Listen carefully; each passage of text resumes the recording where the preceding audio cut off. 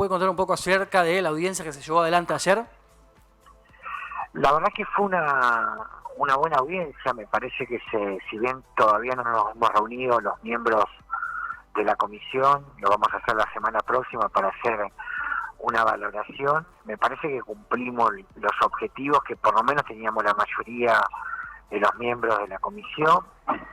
Básicamente lo que nos interesaba era lograr darle visibilidad a dos situaciones que se conocen poco. Sí. La primera es obviamente el avance y el estado de situación del concurso de acreedores. Tengamos en cuenta que en estos momentos está actuando la Corte Suprema de Justicia en lo que técnicamente se llama abocamiento, es decir, la Corte Suprema con todos sus integrantes están evaluando los pasos y las acciones que llevó adelante el juez concursal, el doctor Lorenzini, y en unos días tendrá que definir si le devuelve el expediente al propio juez o si cambia de juzgado. Esa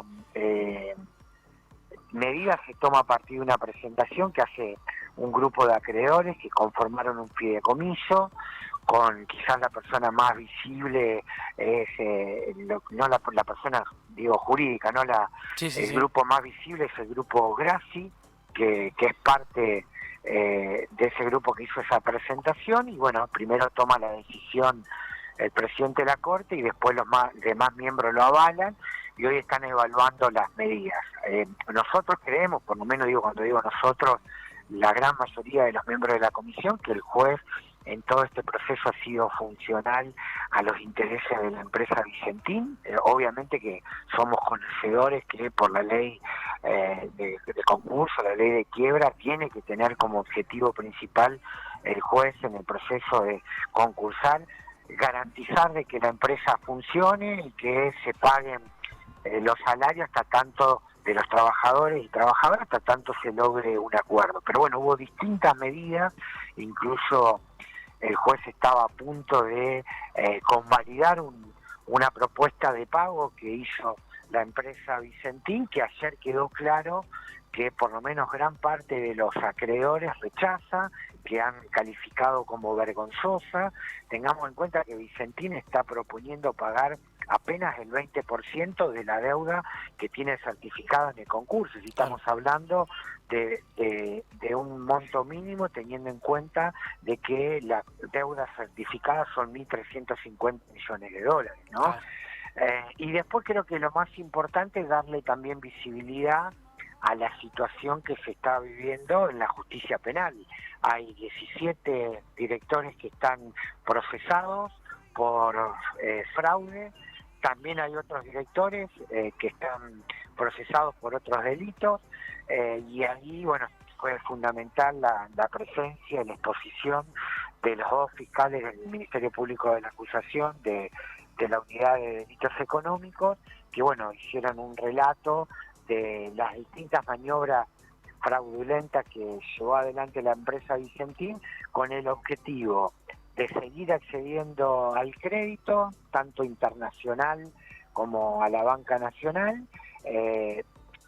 tratando de demostrar una situación económica y financiera de la empresa que no era tal. Y por el otro lado, bueno, también en las imputaciones que hacen los propios fiscales, lo hacen a partir del convencimiento por las pruebas que tienen de que también hubo fuga de divisas, dinero que no aparece, y bueno, esto obviamente después en el desarrollo del juicio se va a poder dilucidar, ¿no? Pero es lo que todavía hoy no puede explicar el directorio de la empresa Vicentín. Tengamos en cuenta que ellos han recibido en el año 2019 $500 millones de entidades financieras internacionales, 350 millones de dólares del Banco Nación de la República Argentina, 140 millones de dólares de la venta de acciones a Renova, que es otra de las empresas que tiene participación este grupo Vicentín SAI. Ese dinero desapareció en el periodo de 3 o 4 meses. Hubo más de 1.400 transferencias desde la cuenta de la empresa Vicentín SAI a distintas cuentas de personas físicas y personas jurídicas, es decir, cuentas personales, inclusive de algunos directorios de la propia empresa Vicentín, que no se puede destinar a dónde está ese dinero. Claro. Así que, dicho por los propios fiscales, hubo un plan sistemático de vaciamiento, tal cual. Ahora, de los activos de la empresa Vicentín. Ahora, Fabián, ¿por qué considerás que pasa el tiempo y todavía no se resuelve el tema? ¿Qué hay detrás que sigue siendo noticia la causa Vicentín y demás?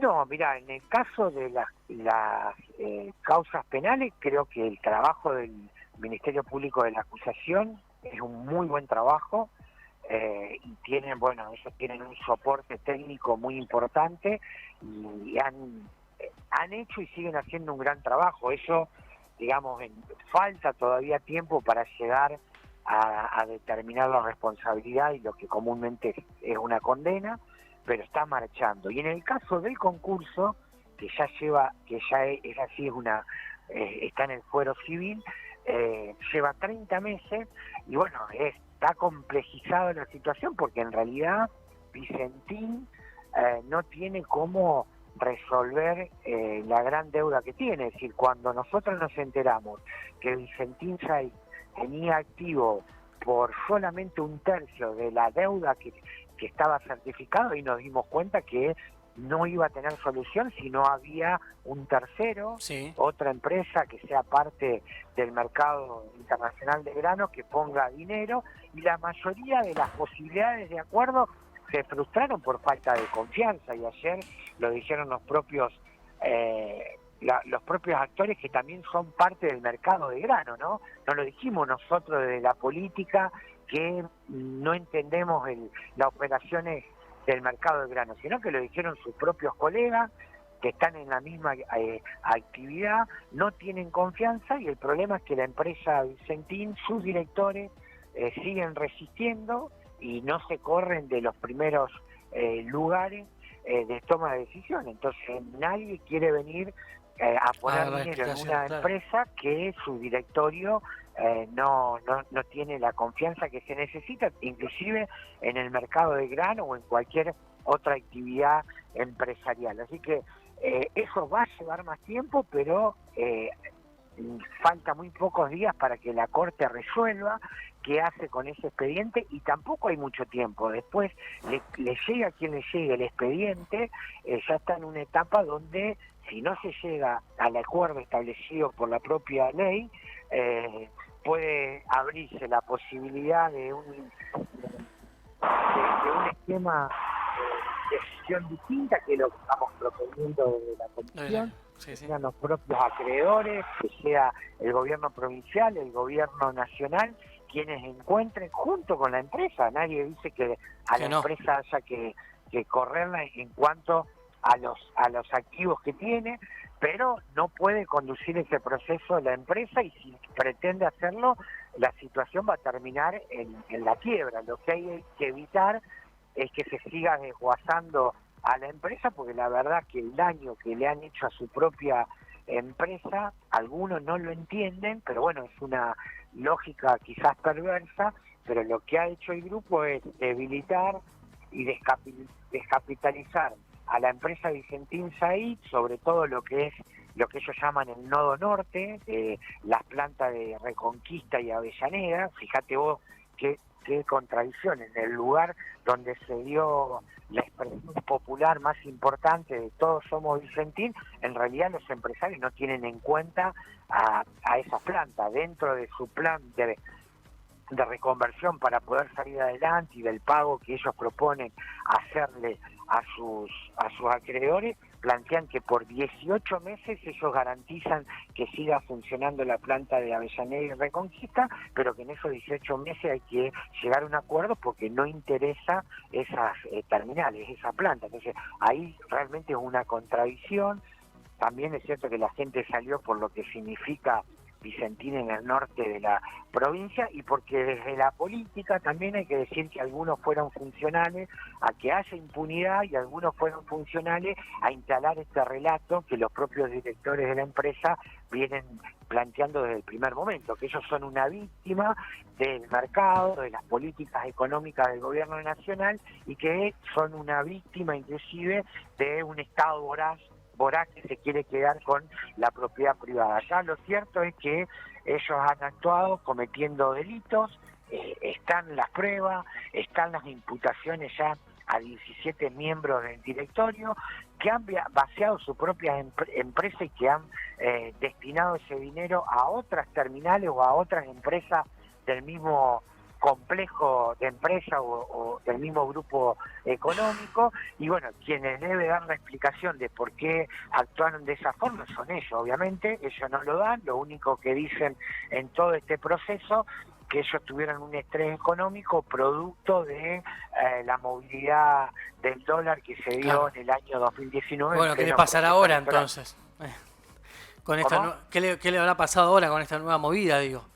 Con esta nueva movida cambiaria. No, ellos ahora lo único que hacen puntualmente en Vicentín Saí, que es molienda, actividad más que nada de molienda, ellos están trabajando lo que se llama FASON, es un alquiler de su capacidad instalada, o sea, de sus instalaciones, y son otras empresas que operan, alquilan sus instalaciones y con lo que cobran del alquiler pagan el salario a los trabajadores. O sea, en estos 30 meses esa empresa no dio dinero para poder seguir, fomentando la posibilidad de un salvataje por sí solo. Claro. La única forma de salvar la empresa es que ellos puedan vender activos, que ellos puedan lograr socios.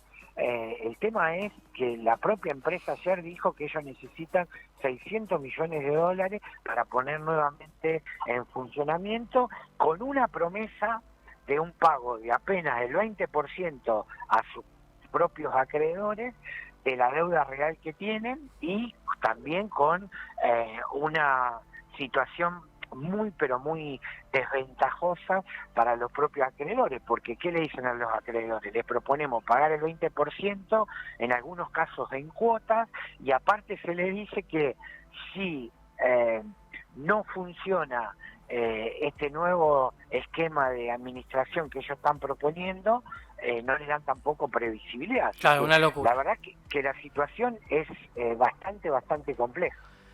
Fabián, te agradecemos mucho la comunicación, un fuerte abrazo. Bueno, gracias. El diputado provincial Fabián Palo Oliver pasaba contándonos obviamente las novedades de ayer de la audiencia que se llevó adelante en la Cámara Baja, en la cual estuvieron obviamente las autoridades de Vicentín.